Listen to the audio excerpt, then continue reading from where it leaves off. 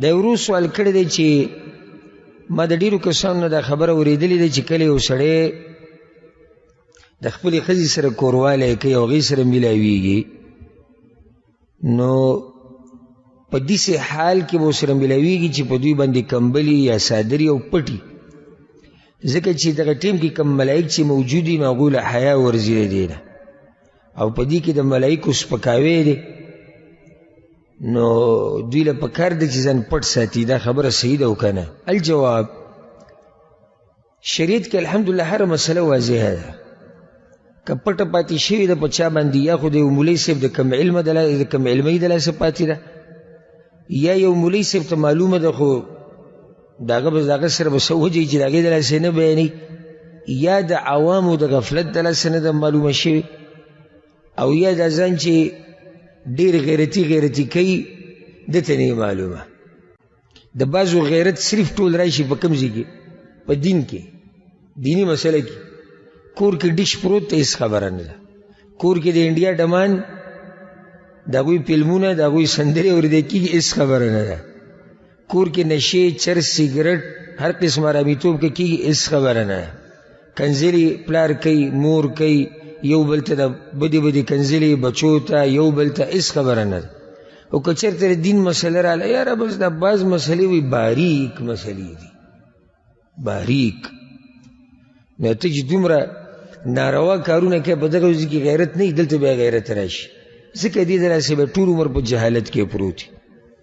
یاد کوي دا خبره بنیادي مسله یو شی حرامول د شرعي حکم دی چې دا کار حرام دی دا شرعي حکم دی او دا حکم دا هغه وخته پورې په یو کار باندې نشي لګولی او لاګو کولی چې څو پورې د سره دلیل نه وي د الله د کتاب نه او د پیغمبر صلی الله علیه وسلم د صحیح حدیثونو نه د هغه وخته پورې شي ته حرام نشي وی دا خو داسې نه چې زما ذهن کې څه رالو زه به ورته حرام وایم او ستا ذهن کې څه رالو ته ورته حلال وایه دا خو د الله دین دی حلال هغه حلال دی چې الله یې حلال کړي حرام هغه حرام دی چې الله یې حرام کړي د پیغمبر صلی الله علیه وسلم سم ګوره دا اختیار نشي چې د ځان نه یو شی حلال کړي او د ځان نه یې حرام کړي یا ایها النبی لم تحرم ما احل الله لك اے پیغمبر ته ولې حرامې په ځان باندې هغه څه چې الله حلال کړي دی چې ګوره الله پیغمبر له زور نه ورکوي ته څنګه یو شی حرامې چې ما نه دی حرام کړی نو چې پیغمبر سره دا اختیار نشتی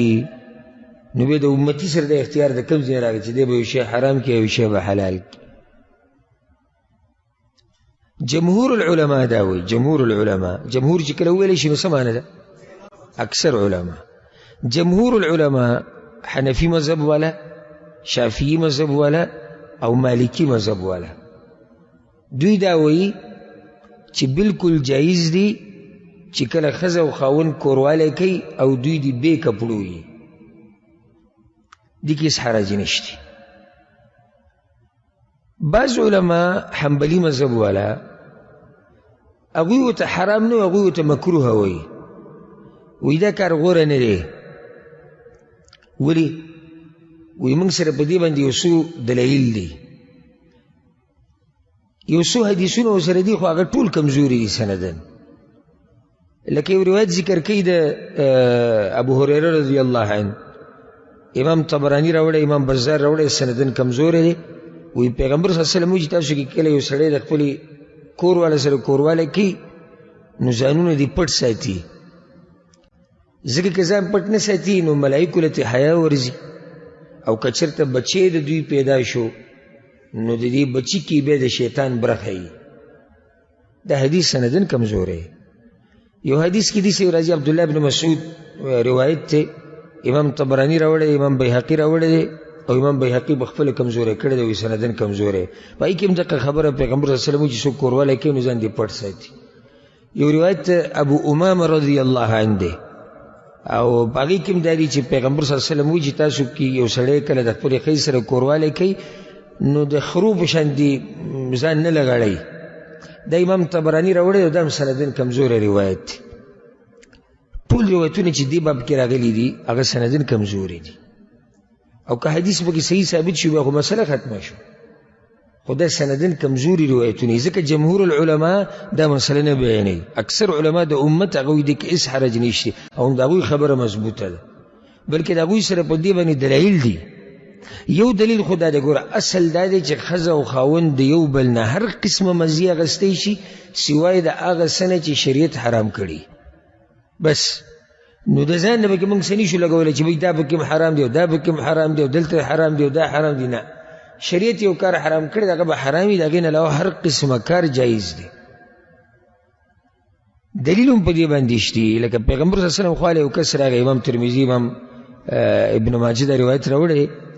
د پیغمبر صلی الله علیه وسلم خوا له یو کس راغی یا رسول الله زمونږ د عورتونه چاته ښکاره کولی شي او چاته نه وی پیغمبر صلی الله علیه وسلم ورته احفظ عورتک خپل عورت خیال ساتي هیڅ چاته به نه ښکاره کړي الا من زوجتک سوی ستا د بیبي نه او ما ملکت یمینک یا هغه چې تا سره وینځئ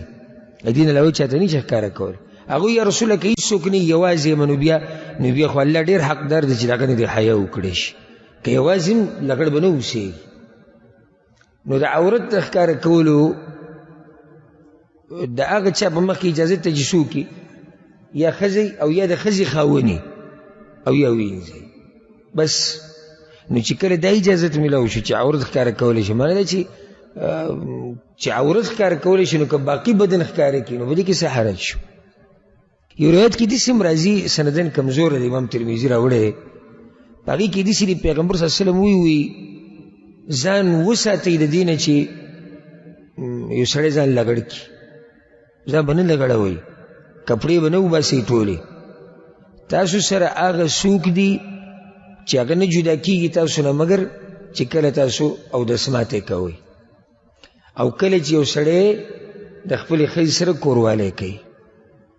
نو حیا کوي د دغه ملایکو نه او د هغوی قدر کوي معنی ده چې دوو حالاتو نه علاوه ځان مه لغړوه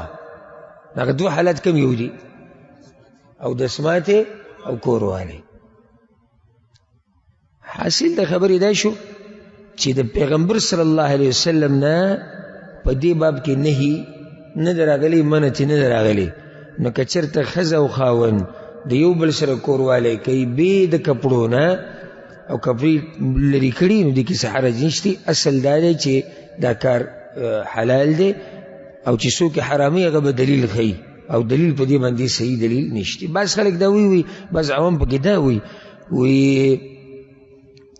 چې کله څوک داسې کوروالی وکړي په دې طریقې سره نو بچي ړانده پیدا کړي دا بسې بې بنیاده خبره ده او سبحان الله دلته بیا دقه خبره وکړه لکه دی به په موبایل کې فلم ګوري ړندېږي نه ملایکو له حیا نه ورځي هیڅ مسله نشته د پردو جنکو سره رابطې کوه هیڅ خبره نشته فحش تصویران ګوره هیڅ مسله نشته والعیاذ بالله پردو هلکانو ته ګوره په غلط نظر هیڅ حرج پکې نشته خو چې کله د ښځې او د خاوند مسله راشي بیا وایي توبه څه بې حیا خلک ته وایي چې ښځه او خاوند یو بل سره میلاوېدی شي بغیر د کپړو نو چې الله دله حلاله کړې ده ته ځان دومره تقوادار په دې کې جوړ کړي خو الله حلاله کړې ده هن لباس لکم وانتم لباس لهن تاسو د هغوی جامې هغوی ستاسو جامې دي یو معنی ده چې یو بل پټوئ دې بدن باندې چې کپړه نه وي نو سړي ته ځان څومره بد ښکاري چې کله تقوادار او حیاناک انسان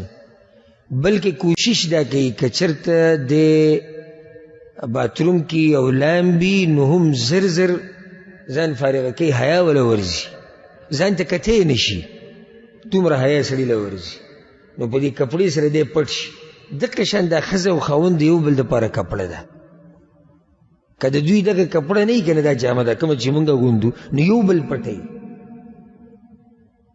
چې الله حلاله کړې ده دا ښځه د سړي دپاره او دا سړی حلال کړی دی ښځې دپاره بیا پکې دا خبرې د کوم ځای نه راغلي